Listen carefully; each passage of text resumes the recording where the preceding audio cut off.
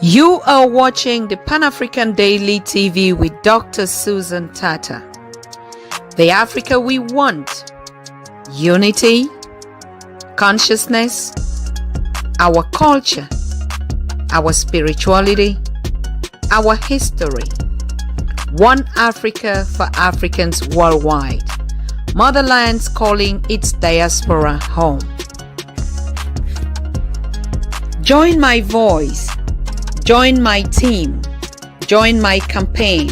Campaign 21 hashtag 1 million subscribers on the Pan-African Daily TV YouTube. Be a volunteer. Apply now. Be the new Africa.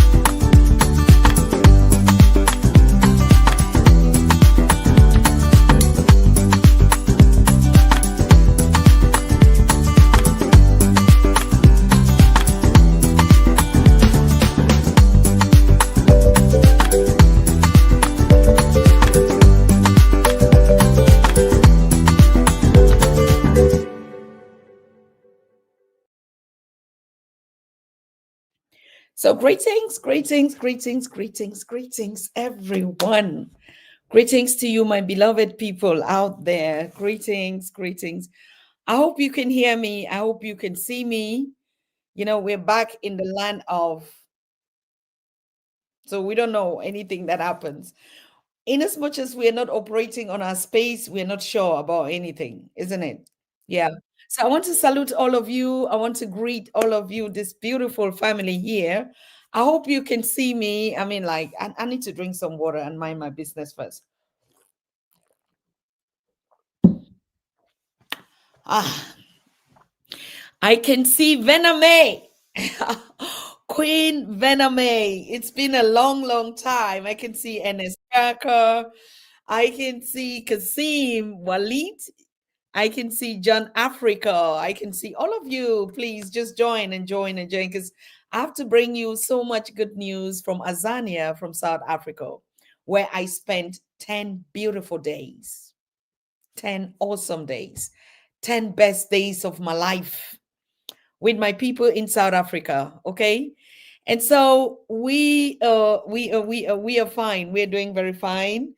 And I am back in Germany because I saw a lot of people who were still actually like, oh, Queen, enjoy your day out there. Everything is fine. Bring us goodies from the continent. Of course, I'm right here. Just be going back around, the background yard in a very short time. Yes. So I want to salute all of you. It's been a while. It's been a very, very long time. Detaching from this Pan African Daily family for 10 days, for 12 days, for 15 days. It's just like my heartbeat is hanging somewhere. Okay. Even though I know that we're connected, I know that you know that your queen is out there, visiting and mingling and connecting and listening to our people on the ground. However, when I just think of Pan African Daily TV family, like we need to be going everywhere together. With this whole family of million people, just need to start relocating, and so we can go country to country. Okay, but I bring you the best good news from South Africa, and good weather, good food, good people, good everything, good everything. All your heroes and your heroes. I bring you wonderful news from Mama Winnie Mandela. Yes, I bring you beautiful greetings from Madiba Nelson Mandela. I bring you wonderful news, even from from the legends that are still among us, from Julius Malema, Honorable. Okay. Yes, I bring you good news from O.R. Tambo, from Olivia Tambo. I mean, that's where I landed. And that was the first hero that actually embraced me at the airport, at the Oliver Tambo Airport in South Africa, in Johannesburg. Okay. So, I mean, I just want us to connect again. I'm going to be doing just a kind of a slide picture show how my days went in South Africa. But of course, I will still give you my perspective on how I connected, on the spirit that I feel on this beautiful continent. I talked to some people. There also were some happenings, strange happenings that actually happened. The families that received me, and I met one prominent person, the person you used to see here. And I'm going to tell you how we see this person and how actually this person is in reality. As a matter of fact, today I'm just going to do a slideshow, show you some images, and tell you actually what I found on the ground in South Africa. This nuance, this contrast, this complex country. Okay, a country within countries, and then a country of diversity, a country of just everything. I mean, that's the paradise that we know. Now, I think all of you that have been following our brother on his show, the Revelation Show, you've definitely heard this over and over and over again, that the paradise that we're talking about, the heaven that we're talking about, is actually in the heart of South Africa. I mean, geographically. Okay. So, yes, I had to connect. I made a lot of experiences too on my own. And I'm actually going to be sincere to you to tell you what I found about South Africa. You can read about South Africa on Wikipedia or all the spaces. But we're talking about when you step your feet on the ground of Winnie Mandela. when you step your feet on the ground of the Bantu people, the migration there, when you step your foot on the ground of the Zulu people, of the Xhosa people, then you begin to understand when we're talking about this. Not just reading about South Africa. You can get books about that. You can research. You can know about the Soweto town slums, as they call it. You can also see, the white South Africans, yeah, you can see the farms, the diversity, biodiversity, nature. You can see the Table Mountains in Cape Town. I mean, it's literally everything you can read, you can Google, you can even zoom into it. And it's going to actually, with the technology that we have today. But what you will not have is that ability to get that experience on the ground, how you feel, how you talk to people, what you eat, what they think, how they receive you. Because we've been having a lot of contradictory stories about South Africa. Okay. We've been reading the news about South Africa. But when you touch down base your foot in South Africa, I think you can make your experiences, you can feel the energy on this beautiful space on earth. Yeah, the paradise on earth. When you talk to the people, when you see their smiles, when you see the embrace, and when you look at the color jobs, you can see it from their uniforms and everything. You can see actually a country that is, I don't know how I can say it, that is so complex.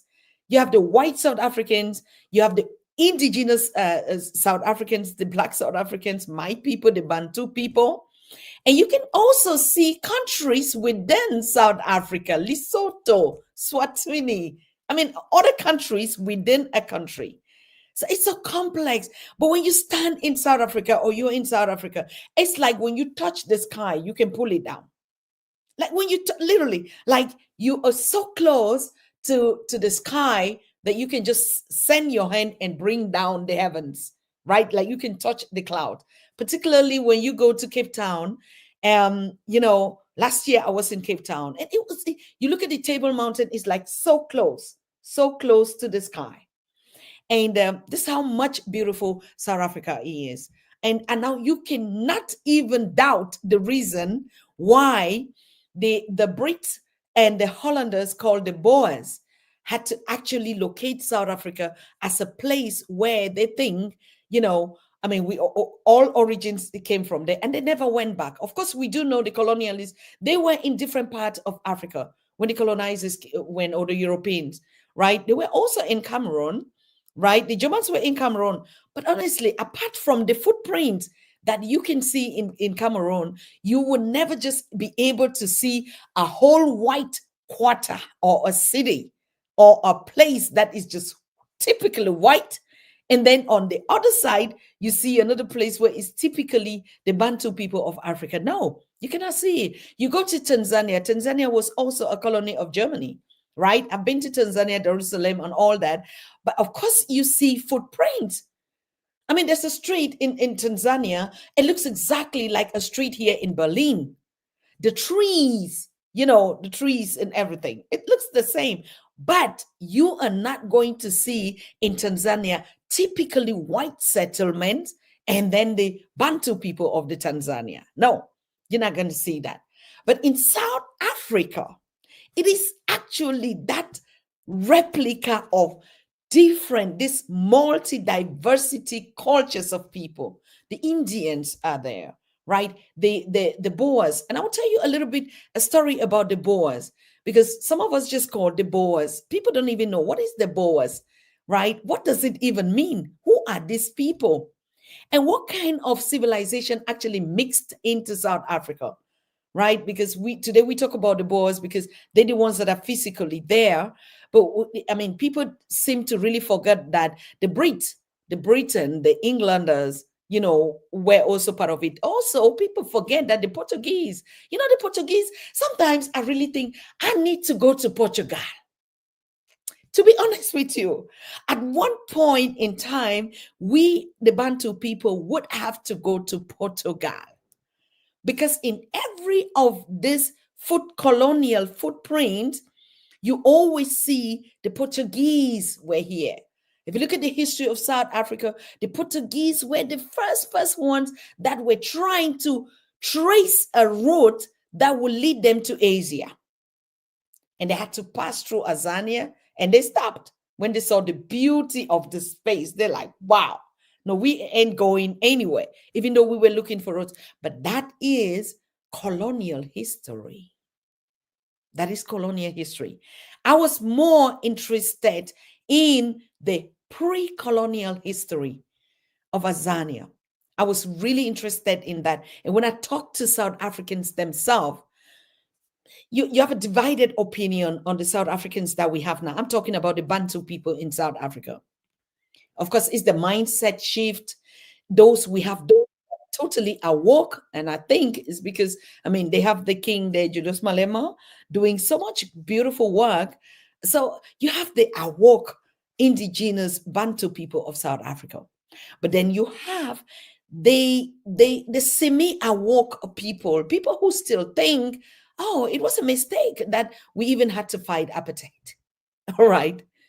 And then you still have another class of people who think, we would fight till we get our land back.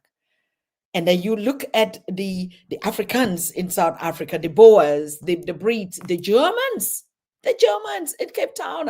You walk around the street in Cape Town, you hear German. And wait, please. I can leave Germany and I come here on the continent. I hear Germany all around the street. So that's how much mixed and complex, though you see this beautiful space is there, which originally was the land of the Bantu people, the land of the gatherers and the hunters, right? The Khoisans, the origins of this beautiful space. And then you begin to come again and you understand how the Boers and the Brits and the Portuguese had to get this portion of land, so much land. And today the South Africans themselves are saying we need land. If you look at the policies of Honorable Julius Malema, it's about land.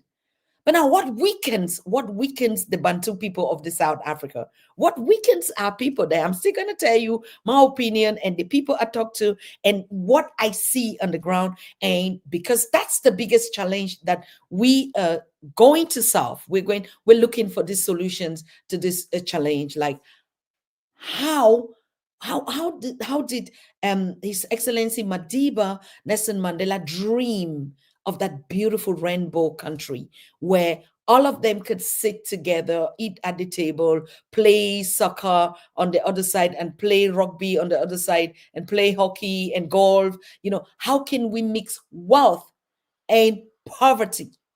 How can we have a balance? But you already see in the political landscape of South Africa that that's not going to happen soon. That's not going to happen soon. You still see really the gap between the poor and the rich. You look at from the infrastructure, everything looks so beautiful. But when you go into the deeper spirit of it and you begin to see, you can already still hear the pain. You could hear the cries of appetite is not completely gone. It is not. This is the fact. It is not gone. Right. And of course, when I landed at the airport, I was so, I know as South Africa is a busy land and the economic is thriving from what we know from statistics.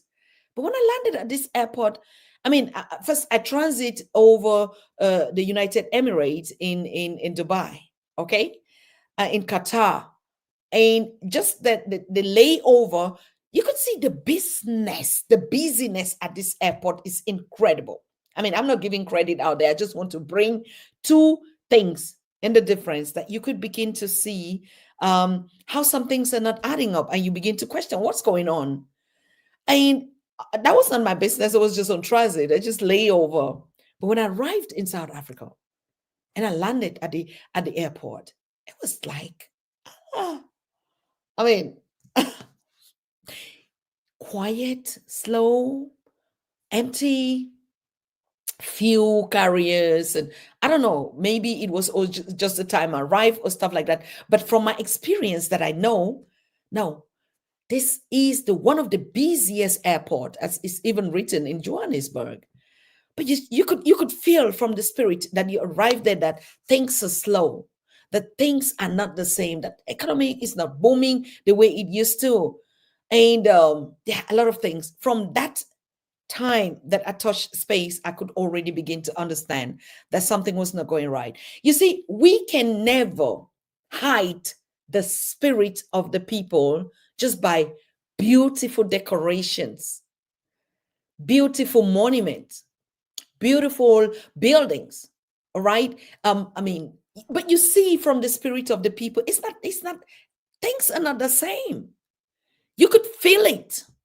And for me, it's not about the beauty of the place. I mean, of course, I've seen all sort of beauty. The only beauty that catches my eyes is the spirit of the African. That's the beauty that I'm amazed about. And when I'm in that space of that beauty, I don't compromise it, right? I mean, for me, I would have run into, the farms to actually hawk my beautiful animals, the lions, the cheetahs of South Africa, the giraffes, the zebras, right? And that's the space where I call home. The nature, the people, we sat together, we ate pap. God, I ate pap. Like, I just want to be eating pap. I know it in Cameroon, we know it in all the other Bantu lands, but the pap in South Africa, you just cannot go to dinner in a house in South Africa without pap. It's just not possible. And you see, that spirit is what moves me. If my people are sad, you could see it from the economy. Nothing is working. You can give me all those figures. I mean, I was there, I saw it. You don't need to put, figures on the chart and tell me this is how it looks like. I mean, I feel how it looks like. I mean, from the infrastructure, to be honest with you guys, family, South Africa in terms of infrastructure is the most beautiful space on earth in terms of infrastructure.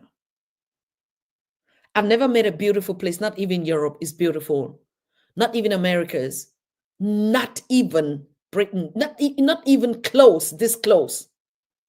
It has South Africa, Johannesburg, Cape Town, and all that has a world-class standard that is unbeatable in terms of infrastructures. If you think you have malls, go to South Africa, you're gonna see the big, and they're just huge because of the space. And then if you combine this developmental infrastructural that we see on the continent, and you add the beautiful weather, the sun, and then you add the space of the sea, then you add the mountains, and then you add the animal species in different types, right? And then you add the spirit of the people, which is the fundamental thing that I want us to get here. When you ice and put all these things together, I'm telling you, it's unbeatable. Okay? Street art, music, theater, the sounds are there. You feel it. The noise, it's not loud, but it's telling you every single thing that you need to know about your people. I connected on a different level and I enjoyed every bit of it. But I left with a big smile on my face, I still had a pain in my heart. You could feel it. You could still see it, that it's not it.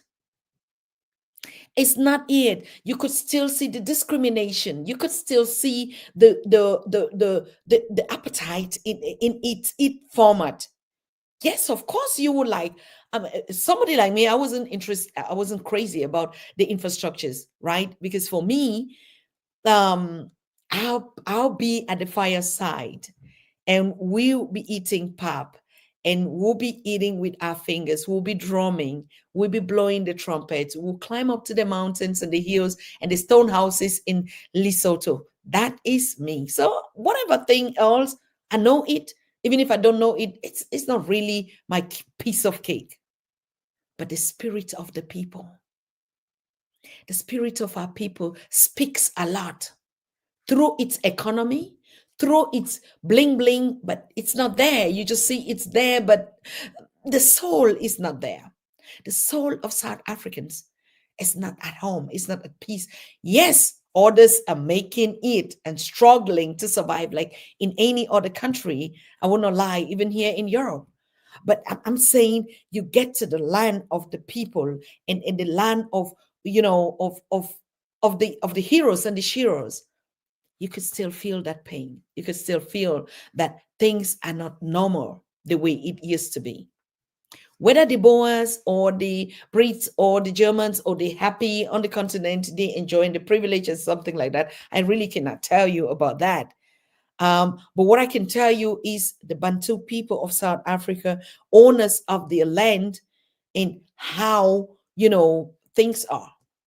But another thing that I did notice was when I got to the airport. I have to show you some clips, but you're going to get the full documentation of this 10-day trip. We're working on it, and so you could actually feel the vibe of what I'm saying today. I'm just going to share some pictures with you, just to get the ambience in your eyes of what went. You first of all know I went there to receive the She Millionaire Award that was taking place in Limpopo.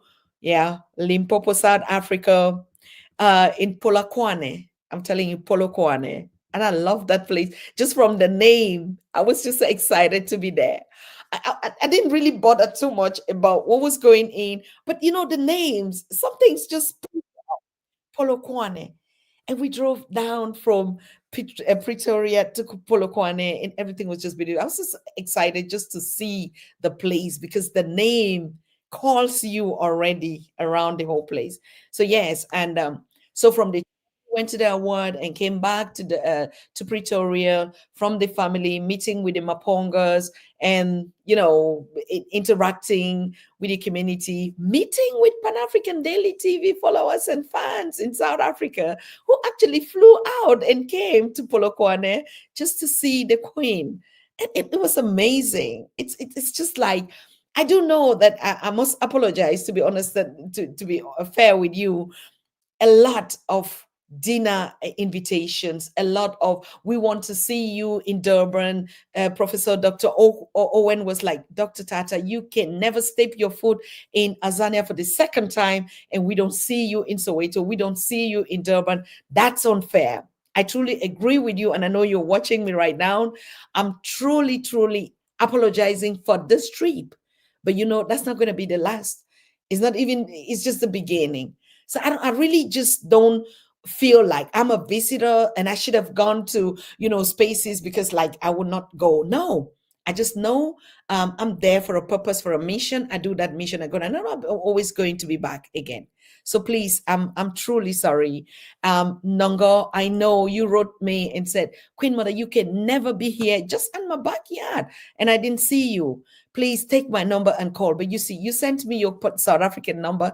I could not be able to reach out to you. So I'm truly sorry again. So a lot of you out there who actually were disappointed that you could not meet me in person, I do truly apologize, but I'll be seeing you in a very shortest time than you think.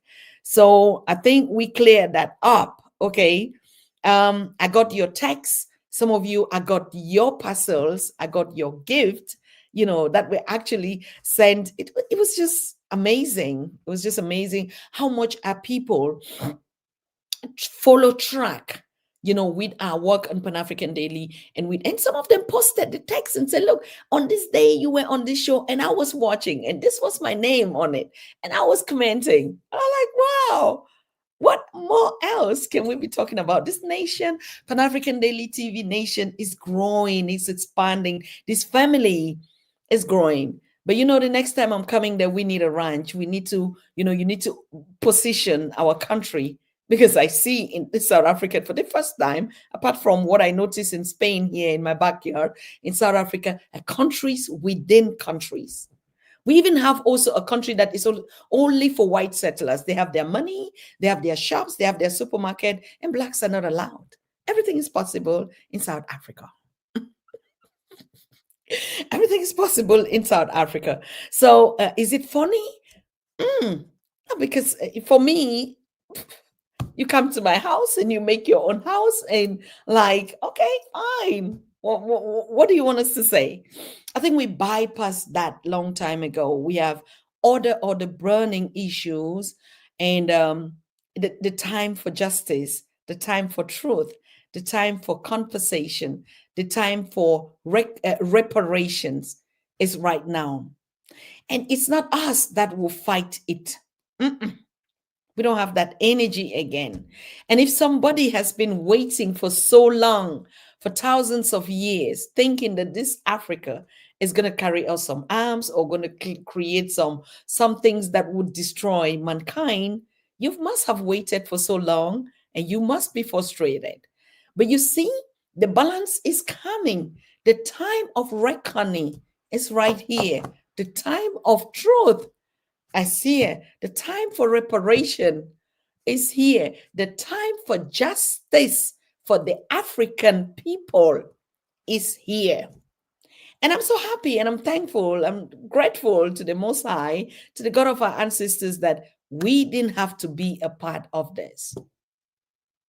We have talked about every single thing. We sometimes here we talk about our foolishness. Oh, why did we not also create nuclear weapons to be able to defend our land? Or why were we so stupid and primitive that we could not copyright our patents and our stuff?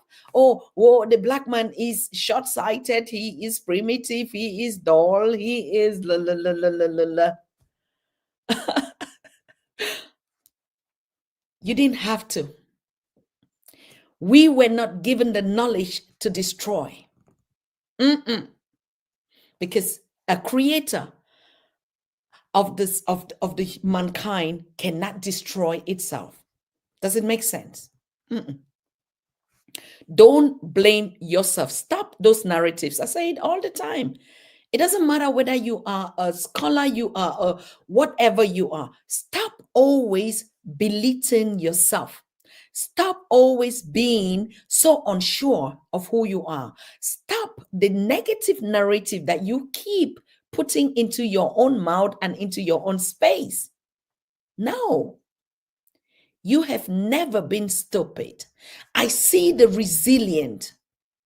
For thousands of years, we've gone through that. But like I said, the time for justice for the African is now. And I will prove it to you step by step. If you hear and you still want to see, and you even need to see it before you speak it, I would prove it step by step to you. I mean, you can already see it. Most of you, if you're awoke and conscious and look at the global space and everything that is happening, like that's what I say. You don't need to do anything. Probably what you need to do is play more drums and songs and dance. Go out in the rains, run up to the mountains, go barefooted, run down to the river, so dance around the fire. And the one beautiful thing that I saw in South Africa, like I used to, the family tree. This family tree in South Africa looks different. This flat tree, and then everybody would be, under in that space. But I had a fantastic, phenomenal experience where the weather or the climate and the rains and the winds were coming so strong as we were coming back from Polokwane, and there were some hailstones, very fat one. This is not hailstones like the ones that we know. These were fat ice blocks, fattest. I've never seen something like that in my whole life. Right, so fat, like this, like the type that you put in the fridge and it comes out, it just fall out.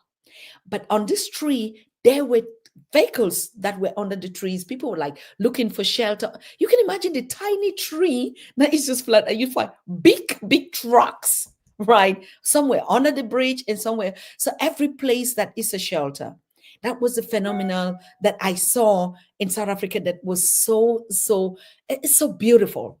It's magic, like magic, like I had to experience that. And in the midst of that scenario, you could see South Africans that were leaving the main like the tarred road and going into the side of the road just to enjoy the mud, the machi, just to drive in that contrast. I'm telling you, it's like you literally can send your hands up and pull down the clouds in South Africa. So, like I said, this spirit is there. There's the harmony, but there's also the sadness. But what I hear too much, the birds, the birds still sing in South Africa. You still drive along the street and you look at your windscreen and you will see patches of animals or insect, that are hitting your screen. What does that tell you a lot? This tells you too much. That's why I keep saying, if you still need a lot of proofs, because we're living in a space where some animals, like mosquitoes or insects, cannot even live in the spaces anymore. They are sick and tired of how much we have killed them, that they don't even belong a part to this civilization. But you go to the continent of Africa, all these symbols are there. They show you the life, the living together in the space of humanity and nature is one and indivisible. You see it from our rivers, from our streams, from our hills, from the stones, from everything. Speaks to you. It welcomes you. Tells you I'm still here. We're living in some spaces where the stones, even the earth doesn't even feel you. You don't see no insect, no flies around you, right? And because nature is the only thing that harmonizes with mankind. And the moment you don't get that connection, you don't feel it, you don't even know that they exist, that your co-creators on the universe exist with you, you can forget it. You might just be another robot that even nature doesn't recognize you. So those are the experiences, like I said, you didn't need to do anything. We don't need to do anything. Just quit it thinking that, oh, we should have done this. I heard that a lot in South Africa. When I spoke to people, both the elders and the youth, and I could see that mindset, the lack of being awoken in most of them. They still envy some kind of things. Of course, I do know it's different if you are not awoke. They just don't know the beauty, the wealth that they are dwelling on until you have been lied to and you leave your beautiful space and then you begin to understand what you left when you didn't recognize your father and your mother and your grandfather and your grandparents, their home. You didn't like it. You thought they were primitive. You thought they were living in villages. You thought they were poor. And you will leave to actually experience what poverty is. It takes long. And the most painful thing is you cannot go back because you've already made that path. But that path teaches you a lot about who you are. But it takes sometimes you'll be like, I didn't need to make this experience. I didn't have to. Okay. So yeah, like I know a lot of people say like, oh, thank you. Yeshua says, I'm watching you. Thank you so very much. I don't know who is watching me again from here. I thank you, all of you that are watching. Oh my God, I didn't even check the chat. I was busy. I was really caught in the space that I told you. Now, let me just show you a little bit of images of the award, starting even from their founder, Dr. Mandy. Is a she was here on the show and we talked about the award. But honestly, I never knew that I would meet this individual, this young, beautiful girl in person doing such an amazing work. Excuse me. What did I just do? I put her on the back now. So, wait a minute. I need to bring out the pictures. I don't know what I'm doing here. So meeting this beautiful people in this exquisite environment, from the location, you could see that's also one thing that I would like to talk to you about. But there's just so many things in this South African trip. The architecture on the continent of Africa in Azania is totally out of the space. That one I give credit to both the inhabitants on that. The architecture, I've never seen an architecture like that represent the people. You understand the colors. I mean, here in other spaces, nearly every house is white, painted white. And so at sometimes you don't see the contrast in terms of architecture in South Africa. It's actually the earth tone. Most of it is your skin tone. I saw houses, I saw architectural structures that are like, wow, like your skin, like your color of the skin or the earth tone. What do you see in these designers called the Louis Vuitton colors and stuff like that? It's literally the African colors and the touch. So it was fascinating. And then you saw also the natural materials that they use, for the roofs. You could actually see like the some have the symbols of the elephant and the eyes and the heads and stuff, the rhinos, some are represented like that. And that was so beautiful for me to see, because that's for me one of the things that, like I said in the beginning, I never saw such before in other spaces, and I saw it in South Africa, and that was so beautiful. Okay.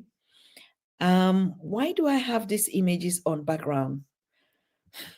If I'm not able to put these images to you out here, because I see them is in the background, I think they were just loaded differently. I think I'll share it with you at some other place because I cannot see it here. Wow. Like this one, let me see. It's in the background. Why are you in the background? I think I have to kick myself out of the studio.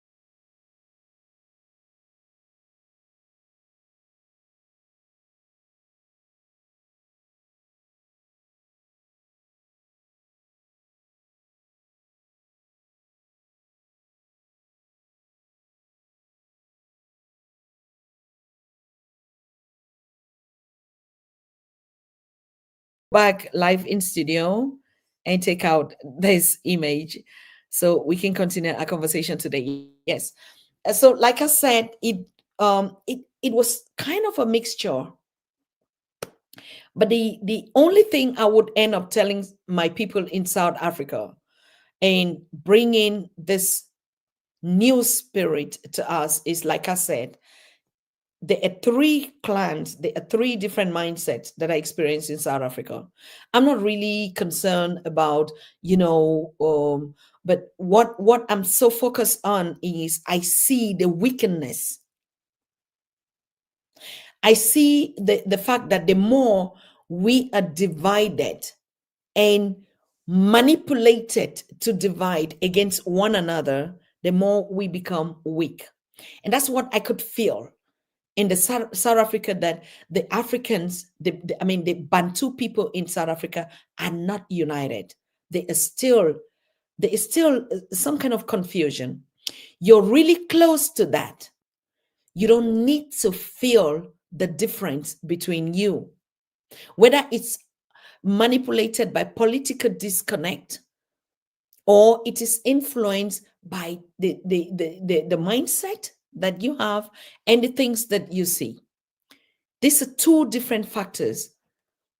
My people in South Africa, the more we give in to this political divide and getting these petty chop up parties here, the more we are weakened.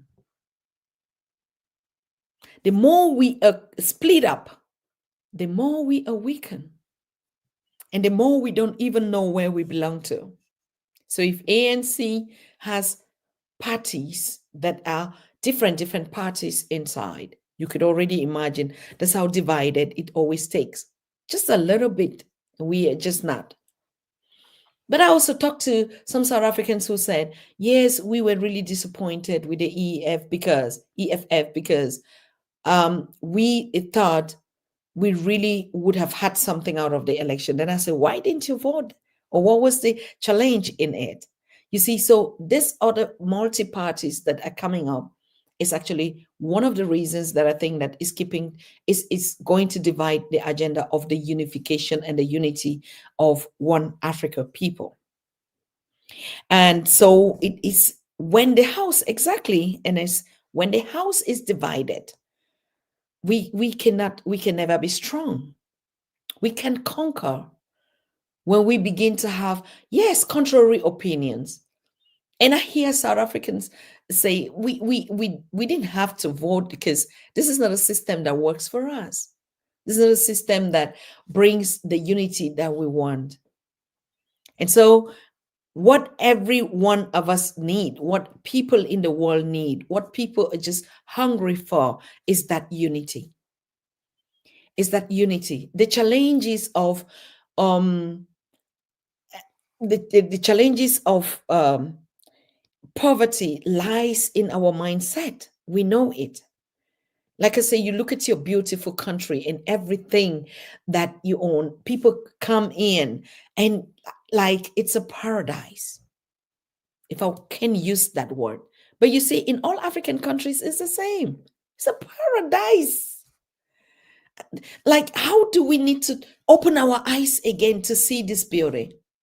But the mindset of poverty, and that was what the She Millionaire was all about. I mean, like some people like, oh, Dr. Tata, now you have the millions that you're coming with, like a million. I say, yes. Literally, I have the millions it's the billions, not even millions. Because that's the mindset that project was about communicating. Like you can literally not be in your space where you have all the abundance and you still feel small and you still feel poor and you still think poor and you still see poor and you still think if I don't work for somebody, I will not be able to survive. And you're still in this niche. You still just don't want to just blow up. And I think it's not only in South Africa. We all have that mindset because, of course, we've been raised differently. We've been taught to see the world differently. We've been taught to see development differently. Like I said, in terms of infrastructure, it's unbeatable. I don't even see Europe comparing to that. Okay.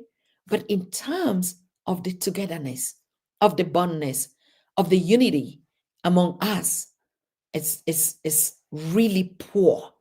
And I think that's the poverty mindset, the thinking that you are poor in such a wealthy space. But one thing I love with you South Africans, your laugh, your laughter. I mean, that could never leave you. That should never leave you, from the airports to the restaurants to the streets to the conventions to the musicals. I mean, that color is there, that flavor is there, that smile is there. Nobody should take it away. The whole time I was just like, I was just going around like I literally could just put something like just to keep on that smile. It was so beautiful.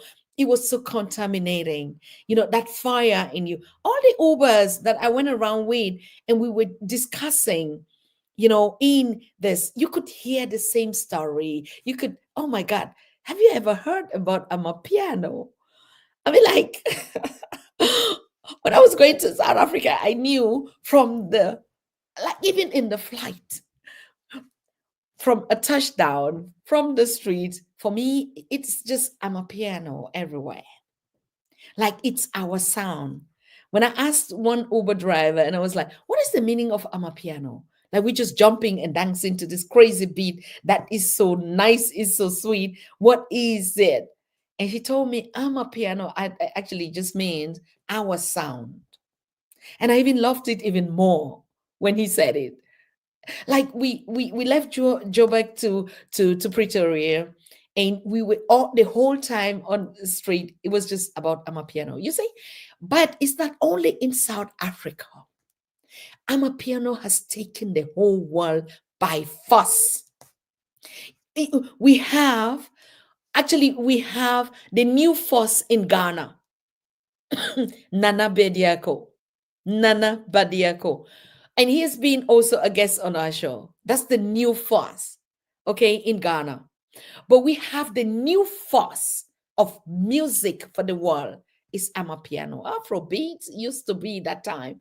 But today, if you want to move to the beat, and for me, that's the beauty. That's how much Africa is colonizing the world through sound, through food, through our culture. Unstoppable, unbeatable, unchallengeable. You cannot compare. If it is not about Amapiano, it's about nothing. I know it in Europe. I see the young people of the generations that are growing here, the sounds that they carry along, they tell you, but they are like, if it's not, and it's a significant. Some might say, yes, it's entertainment, or it is this is, but I'm telling you, the original entertainment that used to be the songs of freedom, the songs of ourselves, our songs, our beat is taking control, is changing the narratives. I wish our narratives could be as strong as Amapiano. I wish they could be so strong and sound in your ear, that like irresistible beats. We're in the middle age and we sang a lot. I sing a lot. But now this is the age where we accompany our young people. And we see they listen too much, not to really the lyrics of, which is very important, but the beat that just take them along. And so if you look at the trajectory of how Africa is taking over, and you look at the gift and the articulations and the gift that was given to you, music, dance, food, right? The minds of the richness, happiness, fulfillment. You look at from your environment to your food, to your music, to your dance, to your clothing, to actually literally everything.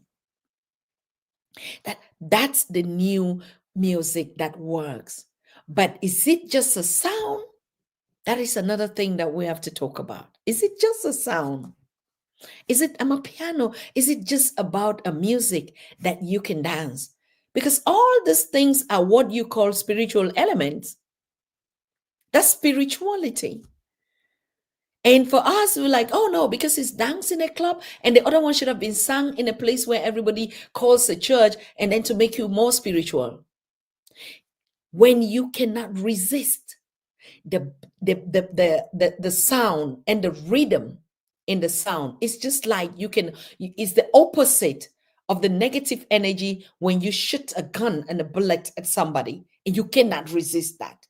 It's exactly what is going around the spirit and the atmosphere in the global world. I'm a piano.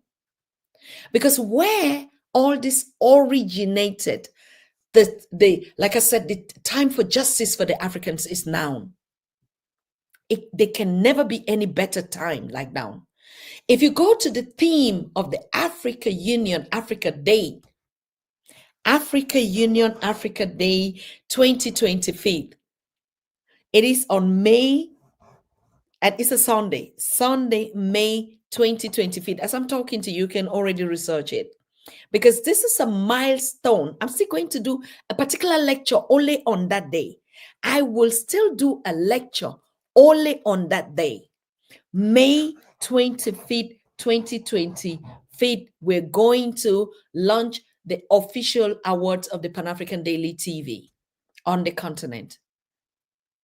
May 2025. Set it down, 25th of May 2025. Put it down in your calendars, and I'll tell you why. And you see, that can never be a coincidence. They can never be a coincidence, my people. I don't know how to break it down again to you. There's just no coincidence in the theme of Africa Day 2025, next year.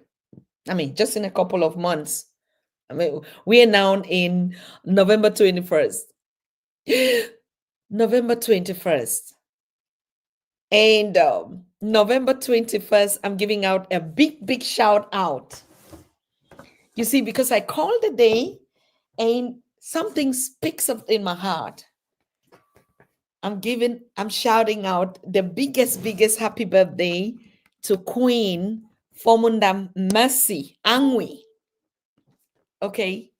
She was my host, my sister in South Africa, Pretoria, and she's having her Earth Day today, her birthday.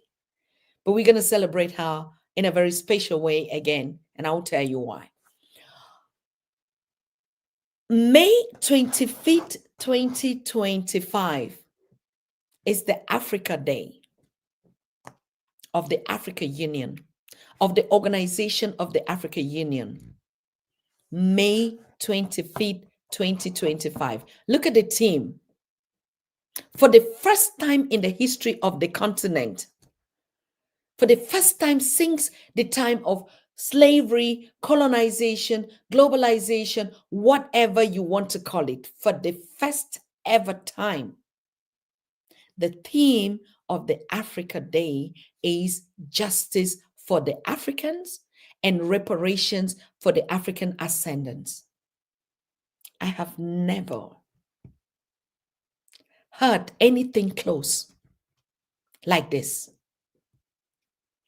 The theme for the Africa Day 2025, May 25th of May 2025, is justice for the Africans and reparation for the African ascendants.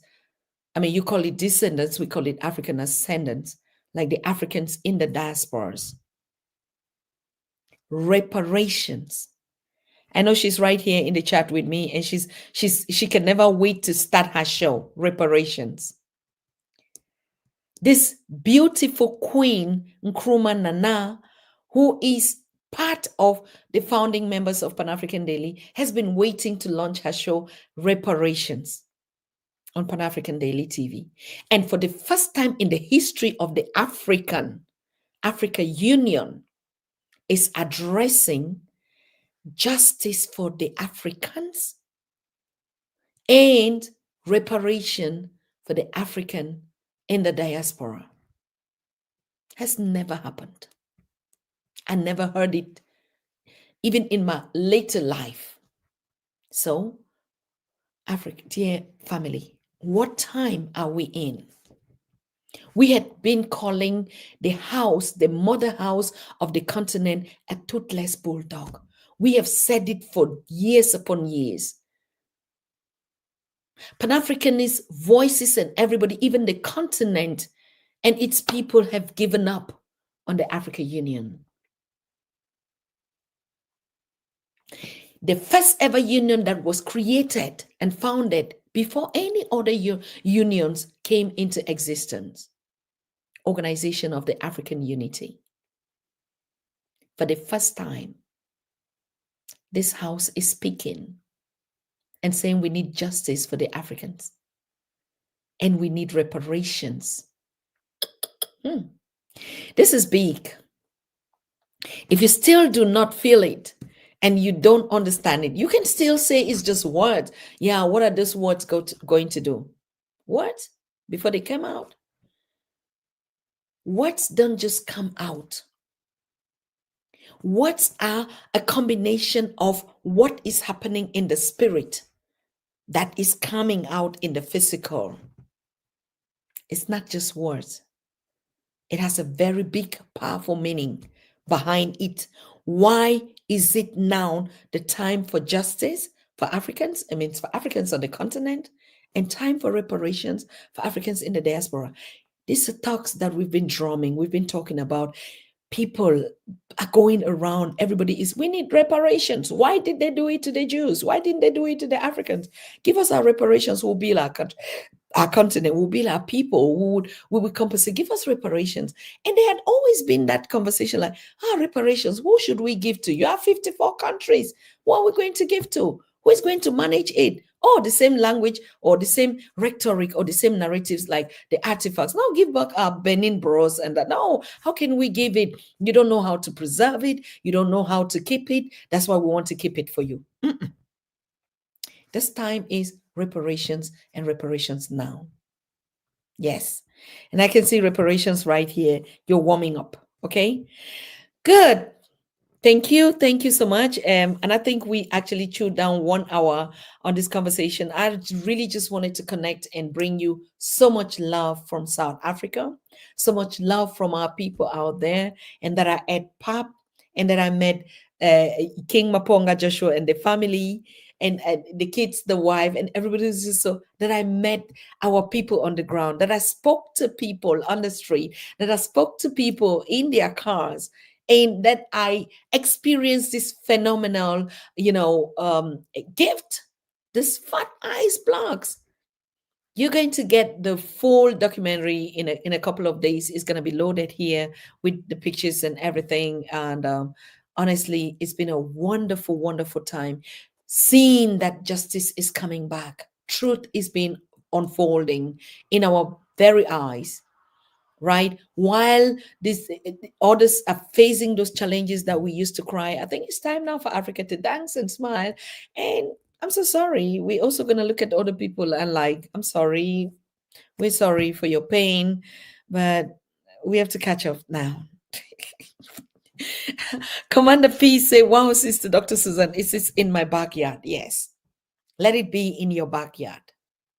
It is time for you to gather. Africans, begin to gather your ropes, gather your families together, begin to look at those ceremonial gifts. Okay, begin to look at what kind of designs are you going to be putting up, what kind of fashion are we going to be putting up. 2025, we're going to launch the first Pan-African Daily TV Awards on the continent. Now, I still have to pull back with my team on Pan-African Daily TV, and we begin to see where are we going to host it. From every indication, Azania is going to host it, or Tanzania. From every indication, without even thinking or talking to my team, but from the feeling and from the historical reasons why it has to start in South Africa or in Tanzania. Both two spaces, right? And so it comes always with the spirit of the liberation and the movements that we're going through. It comes through the stories of the heroes and the heroes. It's a plane, but it's gonna go around the continent. I can assure you. Right. So we thank you so much. Yeah, it's gonna be a red carpet. Every red cent must be paid. Yes, yes, brother Wade Noble. Every red cent of reparations must be carefully put in place and be paid. So you can imagine every single African, is going to be rewarded. Justice for all of you. I don't know whether we're going to sit in our own Pan-African parliament there in South Africa and begin to do the calculations, but just know that it is now. It is already happening. Just in a couple of months, we're in 2025, and May 2025 is going to be that day where Africans are demanding justice and reparations. It's already in the calendar. I just told you, you can Google it. You have all your gadgets and your phones and everything. Nobody's supposed to tell you anything. Just go there and put May 2025. May 2025. 25th of May 2025, the Africa Day, and the theme, so that you can put it. But very soon you'll see it in my studio scrolling. The theme. I've never heard anything like that. And I want to thank all of you, the champions for freedom and liberation, champions for unity and love and solidarity, champions for peace and security in the world. Champions of all those of you that have been thinking, not just putting food in your mouth, but thinking on how you can feed your communities. Because from next year, after the celebration, even before next year, we're not just going to be talking Africans that invented this, or it was the black man that invented this, or the creation of this. We have talked about that and we have seen that justice. But from next year, we're going to be talking about Africans that are changing lives in their community, Africans that are creating impact. If your money is not for your people, you're not African. It's as simple and clear like that. I mean, you can live your luxury and everything, but if your people still around you, and you're that one-eye African that is a billionaire or a millionaire, and the whole of your surrounding is still in poverty, and you're living in these big, big mansions, you're not African. Because when we finish getting the reparations and everything, we start going to deal that justice for our own selves. You heard me. Because the wealth that you think you have and you think that you're intelligent to have it belongs to the nation and the people. How did you get the wealth? If people buy from your business, if people consume from you, if people followed you and you could make money out of them. So you need to give back to your community. 2025 is going to be a year of justice for the Africans and reparations for the Africans in the diaspora, not just for the others, but for us too. You cannot be a millionaire or a billionaire and you're living in a neighborhood where everybody around you is poor. It will not work in the new Africa. If you are not contributing and showing us what you are doing for your communities, how you are elevating your community so that we can have this balance, you're not African. We start after the reparation and the justice, we'll start redefining who is truly an African. That, it's on the table. We already have it. Okay? So yes, we need to begin to think differently. We need to put Ubuntu in practice. It is not just a word, it is a spirit. Ubuntu is a spirit. I say it again. Don't bother about my blood image. It's not important. You know I look so beautiful. You know I'm your queen, and you know how I look like. Just don't worry about the image, whether it's changing or it's stripping or what. Don't bother about that. Ubuntu 2025 It's not just going to be a word. It's going to be a spirit that we see in each African. If your neighbor is not comfortable, you can never be comfortable. That spirit of unity is going to be replaced with this old spirit of ego, of cheating, of corrupt, of injustice, even around you, amassing wealth. Oh, Africa, to celebrate even the new Africa, you see people say, oh, he has a private jet. Oh, he said, that's it. And so what? If your people don't have food, they don't have water, they don't have clothing, the basic needs of civilization, just maybe thanks to that end. But the Africa that we're building, the Africa that we want, is an African of unity. It's an African of self-sufficient. It's an African when I'm in the crowd, we all look alike. Nobody surpasses the other one. We admire you, your wealth, and every other thing, but please, it's not your wealth. It's the wealth of the nation. It's the wealth of the people. I mean, we didn't see some money or some Afro coins flowing from the sky and dropping. I mean, we allow other civilization to tell us that we cannot feed ourselves, that we cannot clothe ourselves, that we cannot do business among us, that we cannot even, share solidarity. That's all a fat lie. I keep telling you all the time.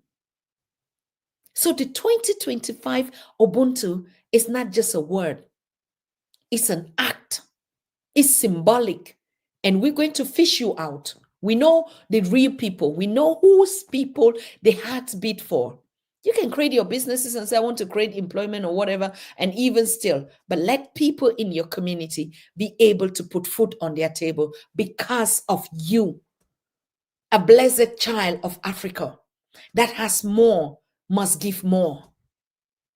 If we take the 20% of the so rich on the continent of Africa, I mean, they can feed most of them, just their locations and just their jets, and just that they can feed a whole nation. And that nation, that is their wealth.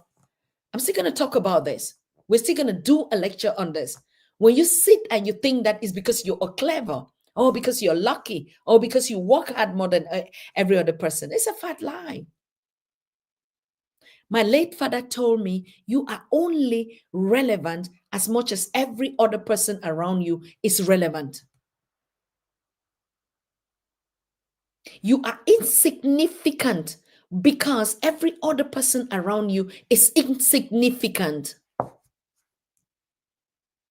So why do we look at other civilizations and say, oh, they are doing this? They have taught us. They've showed us in everything. I live in my community and my people have water. My people have good roads. My people have electricity that would never go out. But if I go and buy my solar plant because I'm the one-eye person and every other person cannot, I should be able to provide electricity for my village. Water, drinking water, if you think it's not purified, I should be able to. Why do you amass everything for yourself? And you say because you're smart. No, you're just being stupid. You just don't even have a clue. There is that canker worm in us that made you different. And like the zebra said, I don't know. The zebra said, I don't know whether I'm black with white stripes or I'm white with black stripes. So you don't know who you are. And your animals, they show it in front of you. Justice would be done to the Africans. Justice will be done to African countries whose leaders are still, I don't know how to describe it. Justice will be done. It just takes a matter of time. People of Africa, don't tear yourself apart. Justice comes. It's an act of balance. You need to do nothing about it.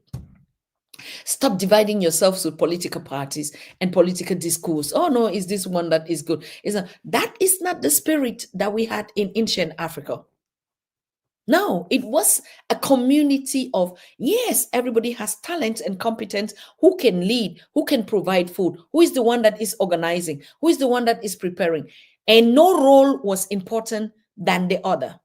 Nobody's role was more important than the other. That I could sing well, that I could babysit well, that I could gather the community, that I could be a mother that cook well was not a pride that I know more than everybody. So all this miseducation and this mislearning never came from the origins of where you become. So we have to patch out all this thing. And it's a time now. We'll be doing shows to round up this year. And like the end of the year, okay, calendar year, the Gregorian calendar year, we know that our own new year is in September, the African calendar new year. But like even just because we are in a global space and we're ending 2024, please begin to already list down the things that you're leaving behind.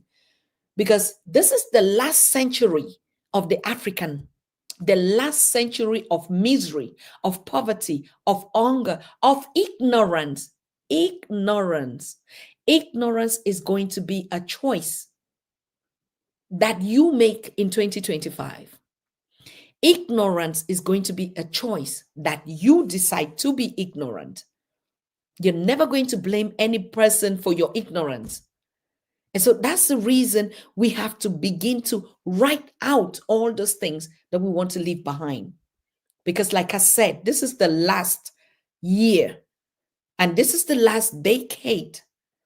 You have to leave everything behind as we move to start to demand this justice for the Africans and reparations. You already begin to understand that you need to start preparing your mindset to be able to receive the too much wealth that is going to come to you. And if you're not ready, the wealth is coming like it has always been there, and you're still going to stay poor. You're still going to remain in your own mind poor. You're still going to be poor Africans, even though the wealth is around you. So ignorance is going to be a choice, your choice that you decide to make as from 2025. There's not going to be any complaints anymore. You already see Mother Nature is just coming, and just balancing everything. Everything is on the plan. Everything is just balanced here. Everything is in the right place. And so please rise up in power. Rise up, the African child. Rise up in power and begin to take what belongs to you. The cycle of 400 years or 500 years has turned. The wheels have turned. The energy has turned and is coming back to you. It is your time to rise up in power and get it.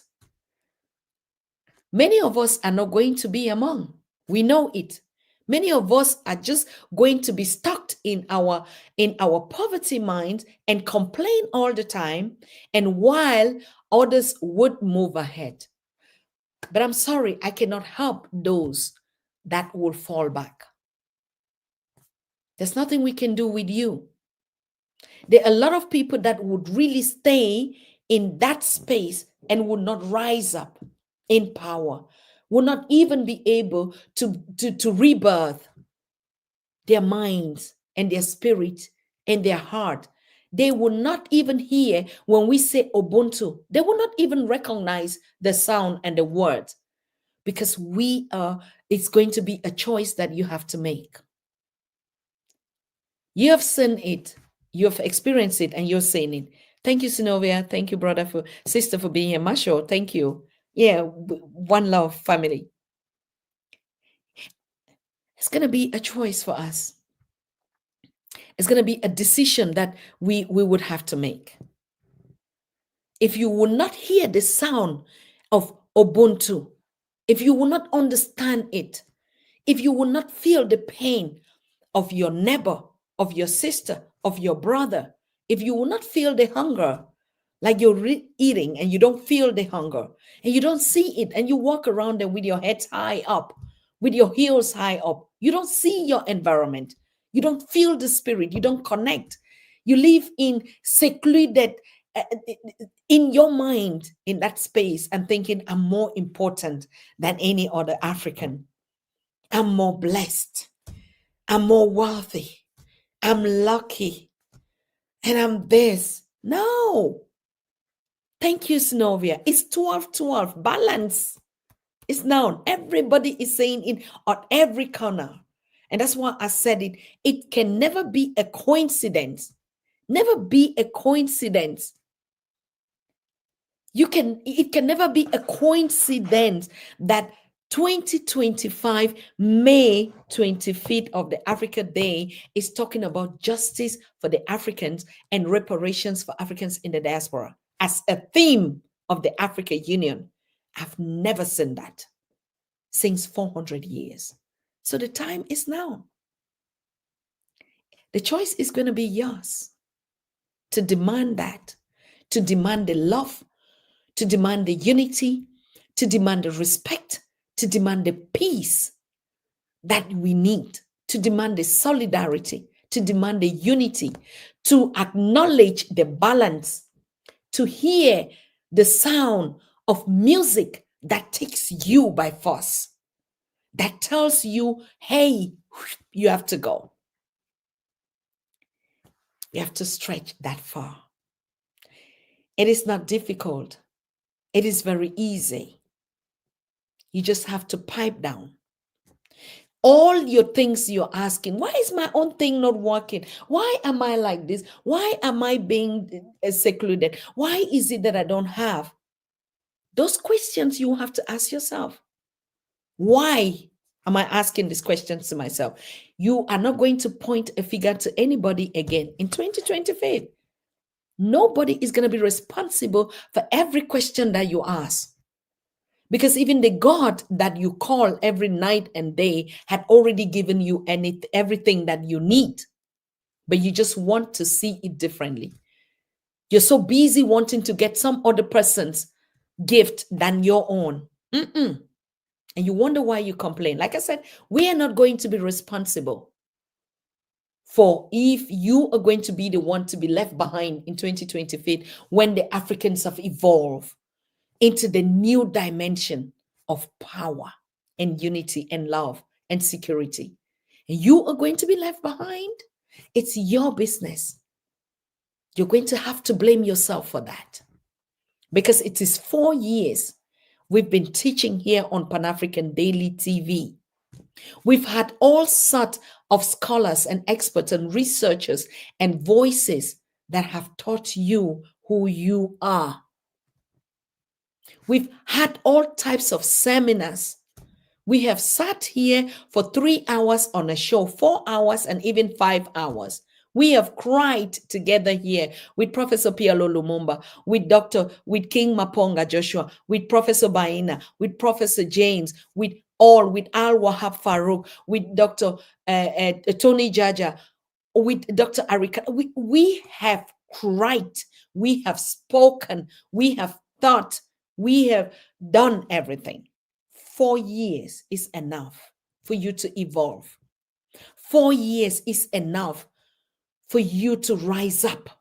4 years is enough. You don't need Agenda 2063. I'm still going to give you a tip on it because I told you all the time, that's the new Bible of the African child, of the African mother, of the African father, of the African elders. Agenda 2063. And I will tell you the miracle that happened. Those of you who want to hear it, that the miracle that happened in South Africa regarding this Agenda 2063. You'll be shocked. I don't want to mix it here.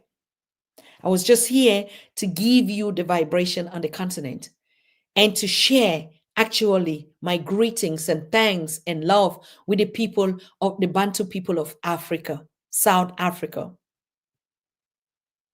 I don't even know why they call it South Africa. I don't know, but Professor Pielo and King Maponga would be doing a show anytime from now to go tell you to begin to get used to the original names of your countries. It's happening. I just forgot Pretoria. Pretoria has its original name. If somebody can really spell it out here to me, I try to. I'm not good at at things that just don't fit in my psyche. But of course, you see it on the and everything, the original names and then the foreign names. Okay, That's how much. And for you that thinks, oh, we keep dwelling every day on the past. No, we should go. Ask Europe.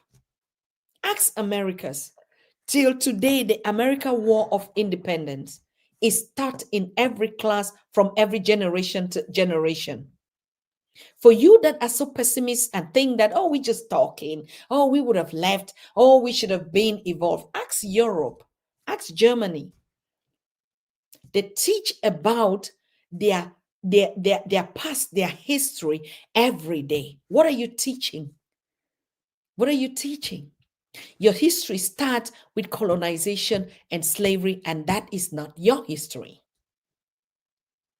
The history before this period is your history that has to be taught from generation to generation, and we will always talk about it.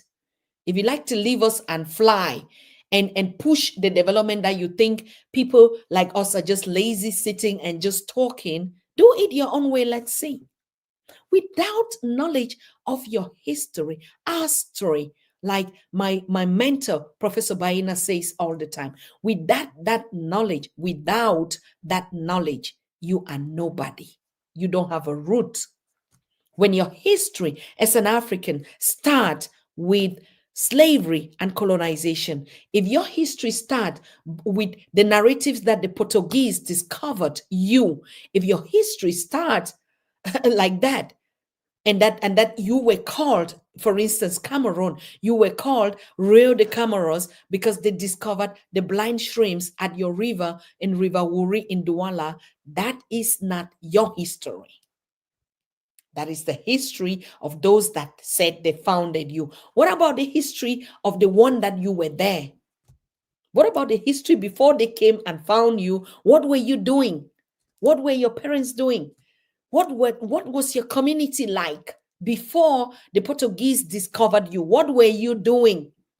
Where were you? What were you eating? How were you dressing? Who do you worship? How was your life like? Because you're just an extension of those forefathers and mothers. You're an extension of them. So you could literally know, before the Portuguese came in the 16th or that, what was I doing? Who was I before they came? That's how your history has to look like. If you don't know who you were before the Portuguese came, it means you just are nobody. You don't have a history. You don't. So our story is exactly that. Every country in the world, from China to India to Spain to Russia to Ukraine to Europe to the whole of Americas, they have a history that they pass it from generation to generation. And their history did not talk, their history didn't start with the American War of Independence. Even America, that were migrants from Europe or from Britain, they had to still fight the Britain to get their independence. It's history. And they keep it. And we study it. And we know it. What about us? I say it and I say it. If your history started with the Portuguese that discovered you in your country, that's not your history. That is colonial history. Colonial history. Your history has to be, what was I before I was discovered? That's your history. And when you figure out, when you find that out, that history that you were before, that is who truly you are. That is where you can begin to describe who you are. What you were wearing, what you were eating, how you were doing your fishing, everything that you were doing, that is your history. That's where your history is. And now you can sit around with your table with young people and say, you know what? In the Bantu land, in those days, this is how we used to do. We used to listen to live music. It's not today. We wear our afros, the big ones. This is what we wear. This is our fabric. This is what we design on our clothes. Look, you see? This is how the Bantu person with, the father with his, with his tool. Wait, how am I showing it? With the tool. And you can see, if I turn, you will see the mother and the child on the back. And this is how the structure of my architecture of my house. Look, this is the round house. I don't know if you can see it. Oh, wait, it's cutting out. This is the structure of my house, the Bantu round house. And in the compound here, you see the father going to the farm, and the mother is somewhere here with the baby on the back. And you see the chickens and the fowls running around the compound. You see? I don't know if I turn it, if we're still going to see it. That's my history. How do I look? That's my colors. The colors of it is actually my history. That's my house, my round house. That's how my architecture looked like. And that's how we created our tools to farm and eat. This is the door. Wait, I'm trying to show it. Wait, here. This is the door of this round house. You've seen it. And every story was made on this beautiful piece. If you touch it, it's expensive. We look at it sometimes and we say it's primitive. It looks like me. This is my history I carry all around with me. This is my house. I never would be disrespectful or shy to show it. I just cannot climb up higher so that you could see. I mean, the green screen is just chopping this thing and being jealous because the camera is small. I could show you all. And I have all designs and every types of this. Okay, wait. I want to pull out the mother here. You can see. You see the mother? That's the mother right there. And she's somewhere preparing fufu and all that. That's me. That's the Bantu girl. That's the Bantu girl. The origins of the migrations. All right. And we're gonna be getting these pieces here. That's the color. Look at how it blends to my color. Look at my color. Look at this. Look at the color. Does it look different? Not some kind of red kind of stuff like that. If it's not black, it's not brown. It's not deep brown. It's not mud. It's not earth colors. Probably it's not mine. Probably it's not mine. I can enjoy it, but I need to know what the difference is. Okay? Telling the stories from all our print. You just don't need to say it. I don't need to say, oh, this is a mark, that this is a brand that. No, you just see my house and you just see everything that I was. And I'm going to be showing you all these pieces. There are a lot of them. You go to Burkina Faso, all the homes are like this. This is us, right? Like you look at the difference between my skin and it. It blends to everything that makes me. That's my story. That's my people. That's my house. That's my village. I don't know any kind of structure that is not round. And I will tell you the meanings of why we had round houses. Now you know about round table conference. If our village, the Pan-African Daily TV village, that we are going to have on the continent, our country, are going to have these designs. Everybody in their small round houses, you can design it as much as how you want it. So these pieces are out. Oh, if you look at the design, that it's just because I'm on the smaller camera. You need to look at the other design down. The way I match it up is unbeatable. And so when the African queen moves in her kinky, in her afro, and in her designs that match the tone of her color and the voice and the love in her, you know who you are. Power. Without saying it. So May 2025, we're gonna be in these designs. Nothing are we going to we're not even going to match it up. If it is not this, it is not us. We have it in Kente, in Ghana. We have it. We have it in Mali. We have it in Cameroon, in Southern Cameroon. You see this. We have the Atogo. We have the all dressed at the Pan-African Daily TV Awards is going to be handmade. No China, not even any silk, even if it's African cotton. It has to be this. Okay? And you're going to watch us. If your hair is not Afro, it better be a dreadlocks. It better be some braids on it. Anything straight, no way. You don't have access to this. So it's time. It's about time. Of course, I need to throw out. I've been throwing out a lot. I've been throwing out a lot of things. You're never gonna see me wear straight. You're gonna see me braid or get my locks or get my kinky big hair. Typical that unapologetically, and I feel comfortable. I feel relaxed. I feel relaxed in me. Like I wear, this is like I'm in my house in the village. I feel the warmth. I feel the sound, the air that I breathe, the nature. It's me. So I think we've come a long way. And thank you, Celestine. You say you're looking forward. Betty, it's a beautiful queen. Yes. Set your calendars. I've told you. May 25th. I only would need to give you the destination. Like I said, it's either going to be in South Africa or it's going to be in Tanzania for historical purposes. But I will give you exactly the location before the mid-December so that you can start actually booking your ticket, because that's going to be the first Pan African Daily TV award that we are launching on the continent. Okay. May 25th is a Sunday, but we're going to do it Saturday, and we enter the Sunday in a very beautiful, celebrative spirit and mood.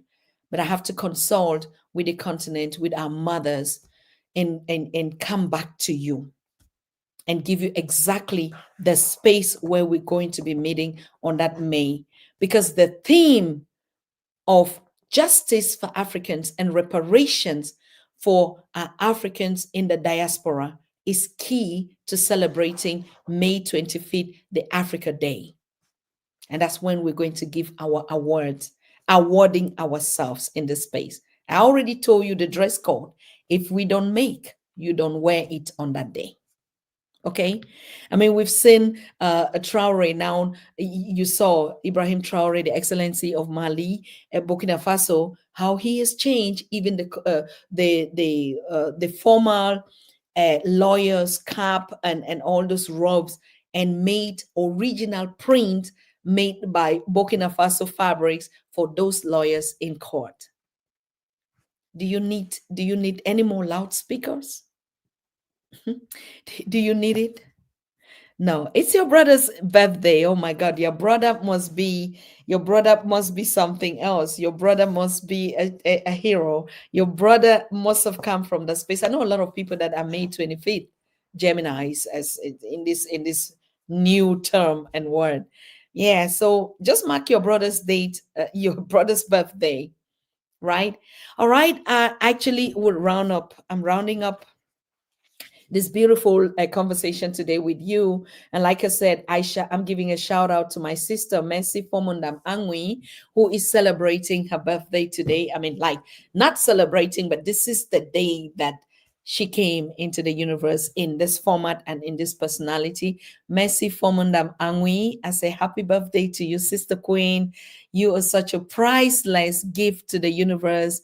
Your work in the House of the Africa Union, championing women, coordinating projects out there. I learned a lot of you, sister. I learned a lot from you in the small space that we met, but we're going to celebrate you differently. Okay? So happy birthday to you, sister, on this very day. November 21st is the day. So yes, we're still going to celebrate this queen of mine. She's just not present right here. It's just the day today, but watch out for that celebration. Okay, coming up very soon. So yeah, what is going to happen before I round up? I think I have just a couple of minutes, and I've done justice to my 2 hours. Okay. The world is boiling. We got up, and I was seeing a lot of news topics like, wait a minute, I think they're still right here, because we're going to have Ambassador Tony Jaja on the show tomorrow, and it's going to be very interesting seeing some kind of headlines about the Third World War in Europe, and we see headlines coming from top newspapers like Germany already preparing companies to be ready for war. We also saw these headlines. Finland also making provisions for its people to be ready for war. Sweden, the same thing. I'm like, what is happening? What is happening out here? What's going on? So tomorrow we want to find out how the world is evolving. Where are the wars coming from? How are they going to look like? Um, yeah, I don't know, but we have to be a part. Anything that the universe is cooking and putting out there, in no way we can be not be a part of this news, not begin to understand what's happening and what is going on, and not just to get ourselves in panic. Yeah, it's everywhere. It's everywhere. The sound is there. Yeah, so we don't know what is happening, but Ambassador Tony Jaja would handle that topic with us. And then coming up next, I don't know when, like I said, Professor Pielo is going to do a classic exclusive interview here with King Maponga. Is going to be, the host. And then also coming up on Pan African Daily TV, our younger queens are putting up host programs. Like we know, Reparations has a show. We already talked about it. It's just putting fine tuning together, test runs and stuff like that, topics. And we also have our sisters that we met, that I met at the award, and they're coming up. Angie, I want to greet you if you're watching me. And Sandra also, Ewoton, Venice, a lot of them are coming up to start taking over the mantle on hosting on Pan African Daily TV. And it's going to be amazing. So, yes, look up for such programs that will be coming up.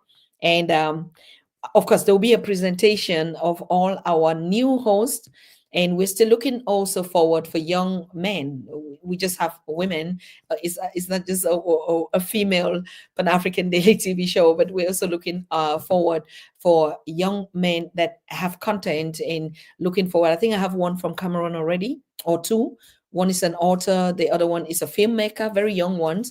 And they want to start sharing the stories of how much we are going in the right direction. So if you are also interested in joining this team of host to host, host means actually, because some people are still afraid, like, Dr. Tata, I don't know, what am I supposed to do? Yes, it's just like doing what I'm doing. Everybody, like I said, there's nobody that has a monopoly of knowledge. This is my own show on Pan African Daily TV with Dr. Susan Tata. I do exclusive interviews. We do conversations. We talk to authors, and exclusive interviews. And sometimes I come when we don't have a guest like this. I give a feedback from the community, and the whole global family is here. Now, you want to host on Pan African Daily, and you say, my topic, for instance, Angie says, conversation with women. That's her topic, conversations with women. And so she also would be hosting her own guest, and they will be talking about relevant topics on the evolution of the African woman, or the feminine African energy, and the role of the women in Africa, and the role of the mother mind of the women, the time for the woman, and the role. That's going to be her topic. Angie is from Zimbabwe, and we met at Polokwane, and she has always been a big fan of Pan African Daily TV. So then we have Sandra. Sandra is a civil engineer, a very young one. And telling you, this continent is crazy. The talent that we keep saying every day, oh, we need talent, oh, we need skills. They're available on the continent. We just need to identify them.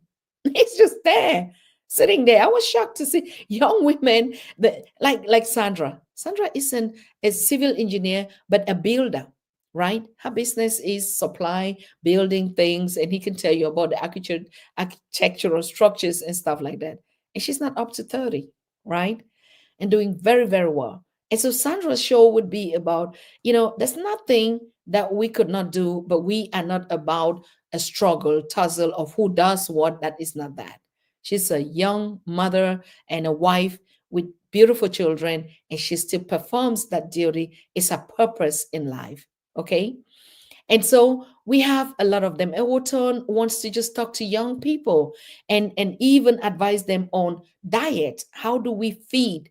We must eat what we cook. And she has a show on alkaline diet. I think you all know it. Everybody that has to do with diet. It's not really dieting like I want to slim fit or something like that, but it's really like, what do we actually eat? Are we conscious of the things that we put in our system? So Ewoton is coming with a package of three, and Venisa is about Venice. She was already here on the show. Venice is about exploring African cultures and trying to make a difference of why do we keep saying, oh, I'm from South Africa, I'm from Nigeria, I'm from Zimbabwe, I'm from America, I'm from the Caribbean. And she says, no, we are Africans. And she wants to explore to see what is the reason why we keep thinking that. Are there some other cultural patterns and differences in the way we interact or something like that? So that's going to be her show. And the biggest queen of this show, who is carrying all the awards home, is Reparation. You heard me. Reparation, this is her here in the chat. She had already figured out that her name is Reparation. She figured out. We don't even know what her name, what she looked like. In the beginning, I used to call her, no, this man. Until she told me now I'm a girl, I'm a woman. And I said, okay. But you see, the time for reparation, this mother spirit of this queen had been calling for years, for thousands of years. She had been manifesting the injustice of the African. And she had always wrote it, reparations now. Nothing. We're not settling for less. Just give us just what belongs to us. And she named herself Reparation. And her show is exactly going to be about reparations. So what's she going to be talking about? She's going to be telling you the history of reparation. She's going to be telling you how the parliaments are voting, how other nations have been compensated, and why do the Africans actually need reparations. And now, not just needing reparations for 40 years again to come, not needing reparations for 2063 to come. We need it right now as we speak. As a matter of fact, tomorrow, right? So reparations is coming up with her show. Now, do you have a show? Of course, we know a lot of you people. Everybody is talented. It's not just for the Pan-African Daily have the space for you. And when we announced that, I saw a young, enthusiastic man that said, oh, we were just looking for this opportunity. Thank you, Pan-African Daily TV. But now my issue is with you watching me here. You that are watching me. Please be ready to welcome these young people on Pan-African Daily TV family.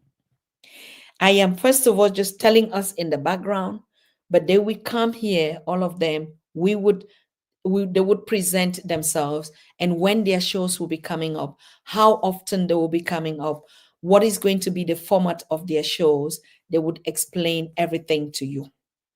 What we are saying is we've been used to Pan-African Daily TV. We've been used to our format of doing things. These are new families that are joining us. These are our young people that are coming to us. Let us welcome them. Let us make them feel at home in this family. It doesn't matter whether they're going to be making mistakes. They are your children that are coming. Most of them have never hosted. Most of them are new, but they have the spirit and they feel they can offer something to the unity and the solidarity of the African. They feel they have a contribution to make in global world peace and security. Redefining the world. They feel they have a contribution. Angie tells me, I have the spirit I need to serve. And so I must do something. And I see you doing it. And I've been anticipating to do it, but I never knew I didn't have a platform. So I have a place now. So it's the same thing I'm asking all of you. Please welcome this young host on the Pan-African Daily TV family. I would also be disrespectful to you if you just sit one day and you see you are watching the Pan-African Daily with Dr. Susan Tata and you see somebody just pop up and start telling you some things. I think that would be so disrespectful, particularly to you, my members, honorable members like Sherry and all those that are stakeholders of this platform, for you not to understand that we have our host that will be coming. So that's why I thought I should first of all whisper to you in the background, observe them, give them good feedback, give them good positive critique. You know the spirit that we have here in the Pan African Daily TV. We don't debate, we don't argue, we listen, we correct in a very humble way, in a very responsible way, in a very respectful way, because most of us are elders here. We have learned a lot. We have learned how to synergize our energies.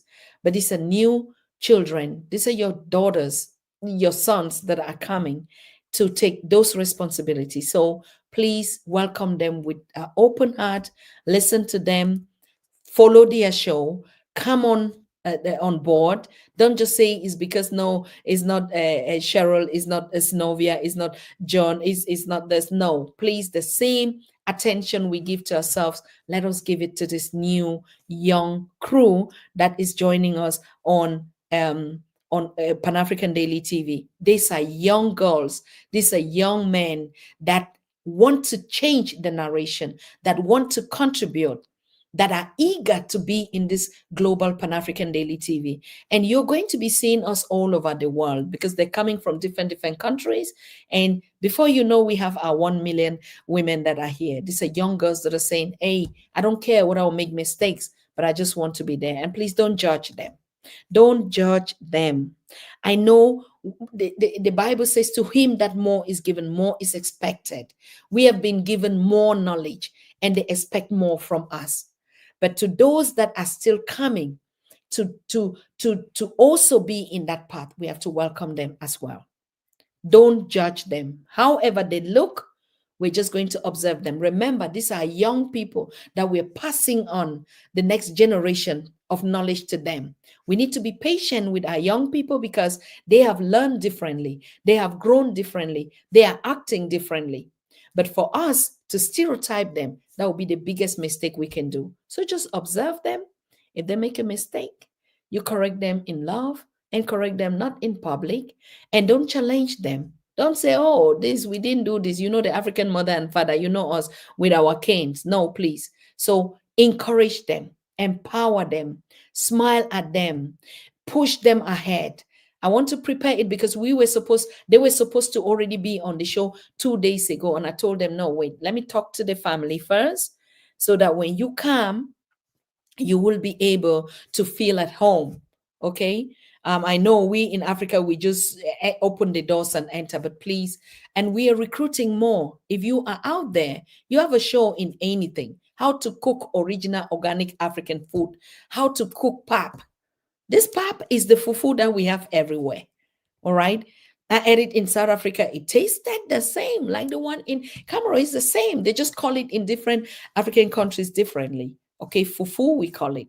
You know, do you have a cook show or your passion is cooking original African food, teaching us about the African? We have thousands of roots and seeds and everything. We don't even have an idea, right? So we need you. Come on board.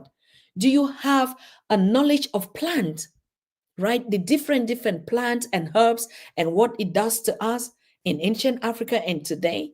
We know about the moringa. We know about kikiline. We know about everything that we have. Guayaba leaves, what are they used for? You know, all this traditional indigenous knowledge, bring it to us. We need it. We need it so badly. Another thing that I saw on the continent, beauty. Oh my God. I mean, I'm telling you, the young people are running away with beauty. We need some people girls or boys that are into that industry. Teach us about, natural cleansing, detoxing of ourselves and how we look beautiful outside and inside.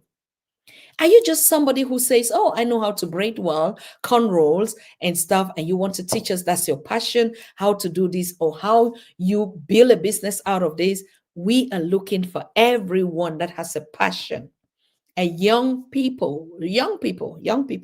Elders, yes, you have your position, but the young people, the boys and girls out there that have too much to offer, it is time for you to speak out. Don't be shy. Why are we giving the platforms to our children? Is because our children don't speak out. They're not bold enough. They're afraid to make errors. They can be the best journalists in the world to tell the beautiful African story. Dr. Susan Tata, Cheryl, Sinovia, John Africa, Kobokosos, we cannot do it by ourselves. We need a whole army, an army of speaking for Africa, changing the narratives. And we know all of you are competent. Most of you are bold, but you didn't just have the platform. Now you have it. So reach out to us and we're going to give you your space on Pan African Daily TV. Like I say, in every industry, every skills that we have, even farming. Just want to say, make a beautiful garden. I have my friend who told me, hey, Kwame told me, Susan, you need to on your veranda, just go and buy this pot, buy like 5 of them, put this different soils and put tomato, put a paprika, put this ginger and this and that, and grow it just even in your own space, and so that you can cut it in the morning and make breakfast. You see, we need that kind of knowledge. I think now is about doing the knowledge. Please bring so much knowledge, healing, reparations, how we look beautiful, and our speeches. What are the kind of things we should not be using in the new Africa in 2025? What are the kind of vocabularies that don't fit to us? We need all these sort of things. All right. And if you feel moved and you're inspired and you are the chosen, please, we need you. Okay. So thank you so very much. I think 2 minutes left. I'd like to thank all of you again for connecting, for being on the show, being away for such time, and still come and see you waiting here. It's a wonderful, wonderful pleasure for me to have you again and for you to have me. I hope I've not sounded too much noise in your ear, but of course, yes, a beautiful noise, right? We make a beautiful noise in our ears. So I want to thank all of you for joining. And those of you that are reconnecting to us again, we appreciate you. And please don't forget to contribute, to give your donation and your offerings in this family each time you come. When you feel moved, we're already putting a lot of infrastructures, and oh please, oh please, you're signing in for membership, or you're signing in like a donor, or this. You remember, we have said we're going to create our own wealth. And no matter how small it is, no matter how much little water you bless us on this family, you can already see the results of our work, bringing our young people on board, moving to all places. And I just want to tell you, I might be leaving you again soon for another responsibility on the continent somewhere in the couple of days that are coming. So please, that's why, whether me or not, Pan African Daily has to keep going. Pan African Daily has to move ahead. And that's why we already need these voices, okay? We already need our host right here on the show. So, but I will tell you immediately when I confirm for whatever purpose I will be, on which mission, and where actually, and for which reason, you will be informed here on the Pan African Daily TV. So I thank you so much. Sister Patricia said, take me with you. Please come, sister. Just come, let's go. I just want to go. Come on, let's go. That's what we were saying. Yes, when the duty of mother life, the continent is calling, we have to be there. We have to be there. The moment they call, most of us are going to be called. You just be called. Come. You have this. We asked for it. So yes, that's gonna be what we'll be taking. Sarah, you said take me with you. Yes, come. Come with me. Come with me. Let's go. Let's just go. Duty is calling. Motherland is calling. A lot of things are coming. A lot of truth and knowledge is coming up to us, where we don't just sit and just talk. We don't just sit and just read news, but we are in the house. And I think that's the right thing now, that we have to be on the ground, get the facts. Pan African Daily TV, even if it has to evolve as a university or a media, it has to be factual. Everything that we say here, we are held accountable to the people of Africa for putting out that message out. So we need to get the right sauce. Koboko sauce. Koboko sauce is here. Our pepper in the house. Our girl is back. So yes, we need to get the right sauce. We don't need to just pick things. We're not going to be the kind of media that they would rate us for just picking something that is not true, or that. No, We are civilized, we're professionals, we're organic, we are authentic, we are originals. We give exactly the way it is. If it is foreign news, of course, we're also still going to give the foreign news the way it is, because we are in a global village, right? We're not just by ourselves. Things are happening around us. We need to be informed. We need to know what is going on. So that's what is going to be coming up. Wonderful. Thank you so much. And I think, yeah, we've come to the end of this conversation. Like I said, look out for Ambassador Tony Jaja, but look out also for the test run of our host tomorrow. And I think we might do that a little bit earlier so that we can have the other conversation, my own show with Ambassador Tony Jaja, but we'll have to do um, a welcome show for all our hosts tomorrow. It might be early, but some of you might see it then later. Why are we going to do it early? Because they are on the continent, and the challenge on the continent is electricity. You know it. Some of you call it power. Electricity is the most biggest challenge on the continent. So while we want them to do their shows in the daytime so that they can use natural light, because like now we're doing it in the night, you need so much lighting. You see the studio is lighted everywhere, and that kind of capacity we don't have. That luxury is not the luxury. They have the luxury of the sun and natural light, so we should be able to give it to them. That's why their time for hosting might be different, slightly different from ours. Just understand that's the reason. Yeah, just like they stay up to watch us in the diaspora, you can also watch them in the night and relax. What are you sleeping for? There's no more time for sleeping. We sleep just a little bit. Our eyes have to be awake to see all the beautiful things that we've been missing. Okay. So, yeah, so they're going to be coming live tomorrow to introduce themselves and they show those that I can make it tomorrow, and then the others will just continue and they'll start coming live.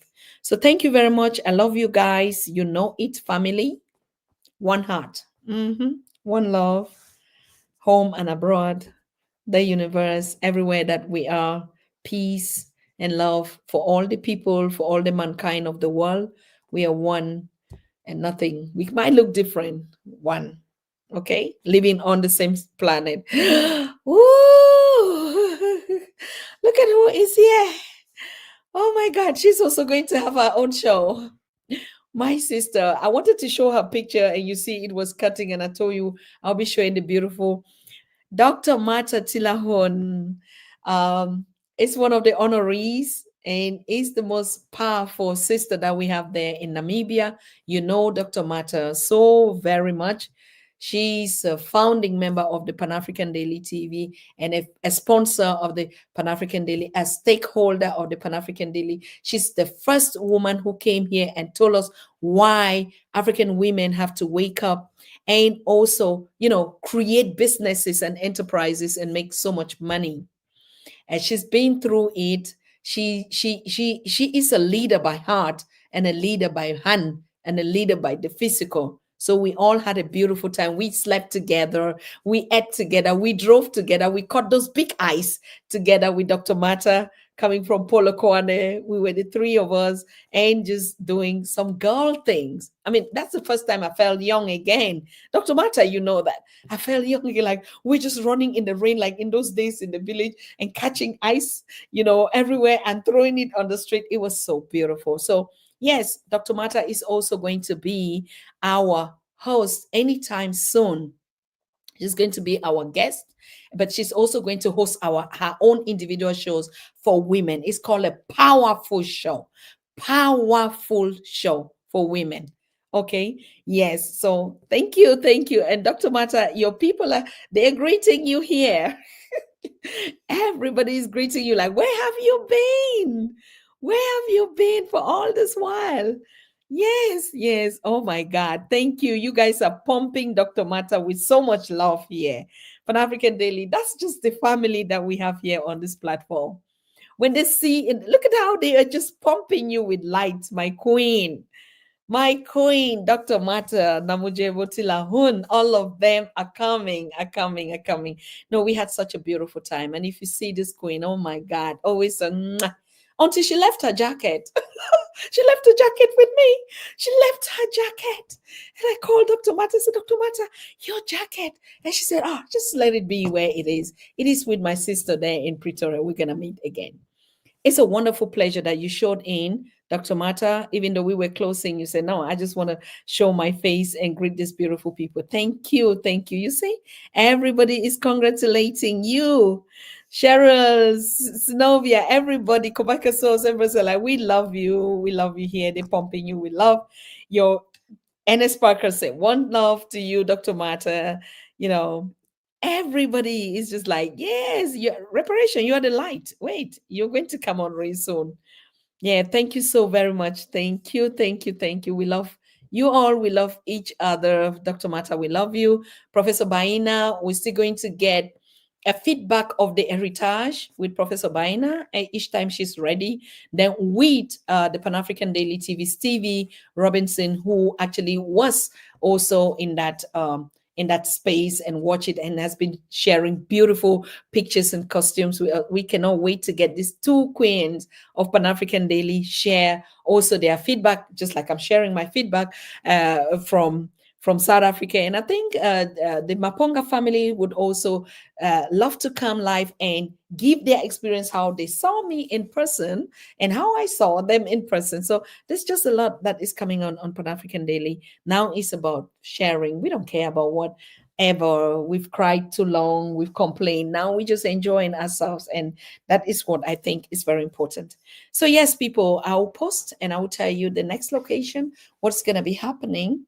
But then let us welcome our new guest again. Yeah, we can't wait. We can't wait. We can't wait to get Stevie. Dr. Mata, welcome home. You can get that. Cheryl says, Stevie, we can't wait. We can just not wait. Mama Bello. Okay. So, beloved, thank you so very much. And last thing, I want to thank all of those, the elders who called directly on my phone in South Africa to congratulate me. And one of them is Professor James Small, as you know. He never sleeps. I'm telling you, this guy, he never sleeps. He just called. And what time is it? Oh, I saw that you won the award. Thank you for us. And that's so heartwarming. That's the reason I can never give up. We can never give up our services to our people because we appreciate and respect one another. One another. That's the spirit among us. No difference, whether age or money or no money or what, or material and everything. We just one nice, beautiful family. I can't wait for us to get our land, Pan African Daily TV village, where we're going to farm, have our animals of all types, build our round houses, and just be in that space. Oh, see who is a new member here. Wow, just see who is a new member. Everything green. If we put up your screen and it looks green like this, you see, Baina Bello Haiti became a YouTube member. Like when you see this color, the people that have subscribed to our membership, and membership means at least they donate to us at monthly basis. So don't be confused. Like, why is this green and this not green? It's the same thing. Let me show you. Cheryl is just not green here, but Cheryl is having this sign. She's a member. We have a lot of members that are just joining us now in this kind of a noble and a humble way. I don't want to say I want to clap for you or anything. I just know it's a duty. Somebody like Professor Baina, she left me all her money, left me clothes, left me everything. When she came to Cameroon, she just gave me everything. I said, oh, keep it, keep it. I really don't need it. Maybe you might have a need, but keep it. And that's why I worship her. Because we can talk, but they do. When we do, they talk. Then it's different. We must do the talk. And this is the time that we say we're entering 2025 is the do, the talk. The African Union is already making the team Justice for Africans and Reparations for the Africans in the Diaspora. It's the first time that this mother house of African Union ever made that statement. right? So we cannot wait for the feedback show. We can't wait, Mama Bello. We cannot wait. We cannot wait. We cannot wait to have you and Stevie here. We already saw the beautiful pictures and the costumes, Professor Bahina. You have to give us that contact because, like, we're planning the Pan African Daily TV Awards next year with you. You are going to guide us in whatever things we're going to do there. We never would want to make any mistake, Professor Bahina. We're not going to be showing off on and doing some kind of crazy things if you don't want it. We don't want that. So yes. Thank you, Mama Bello. Thank you for everyone. Say that's the spirit here. You just don't want to go. Like you just want to stay. I told Professor Baino in Cameroon that I want to keep that big hair. I'm not allowed to get it because each time I see her pictures, and when she held that the big, hers was hers. You know what I mean? Hey, but that inspiration, I love to be like that. So choose your own role model characters. Begin to choose them now, who you want to be like and how you want to be like. We are unique, but we copy our elders, our big sisters and brothers, as I can say. And so should our children copy us and say, I want to get that look. I want to speak like her. I want to do like this. Building role models that image us. And then we're there. Thank you. We love you. We love everybody. And I just don't want to go. I have to go. Too much duty. Too much duty on the way. So I have to go. We see ourselves tomorrow. Oh, Queen Mother, Dr. Baina. I cannot just wait. I have to sit here and just be showing the things. The love in this place is too much. The love here is too much. The love here is too much. I like brother Marvin Gaye saying, I've been trying to join forever. Oh my God. Brother Marvin Gaye, I think you just have to go and click on yes, your bank details are protected. They are protected, brother. And like I said, I will break the news to you. I'm telling you, Agenda 2063, I'll break the news of the queen of that agenda. She's a queen and everything that she's planning out there. Yes, Brother Marvin, you can join. You just need to click on membership. Once you click membership on Pan African Daily TV, you just direct to which membership are you selecting. You can select, I don't know, the different packages that are there, and then yeah, you just sign in. They will ask some details, I think. Don't be afraid of anything. The brother or the sister that is asking if a bank account is protected. You see, Professor Baina, when they do something, they don't fear anything because you are not of the same space. We are not of the same space. Anything that comes to us is ours and is protected. It is protected. It's not a showbiz house here. So don't be afraid. Brother Abdul, just go out and sign and join your membership. Yes. If you ask Sister Cheryl and Snovia and all of them who are members, they'll tell you they never were afraid of anything. Have a great day too. Have a great day, brother. My mentor, my spiritualist, you know what we're talking about. So yes, thank you. Thank you so much. Join. You can join. Please just join. Join your membership. Okay. I think there's a membership for $5. There's a membership. I don't know how it was set out there, but you can get a membership. No problem. It's time for Africa. Yes, it's time for Africa, the new frontier. Thank you, Samantha Wright. One love to you out there, Sister Patricia. Hugs and kisses to you too. Brother Wade Nobles, thank you, brother. Thank you so very much. And sure, we see us tomorrow, okay? With our young people and also with what's happening, foreign news around us. Okay, thank you. Good night. I'm ending the stream. Thank you. You are watching the Pan African Daily TV with Dr. Susan Tata. The Africa we want. Unity, consciousness, our culture, our spirituality, our history, One Africa for Africans worldwide. Motherland's calling its diaspora home. Join my voice. Join my team. Join my campaign. Campaign 21 hashtag 1 million subscribers on the Pan-African Daily TV YouTube. Be a volunteer. Apply now. Be the new Africa.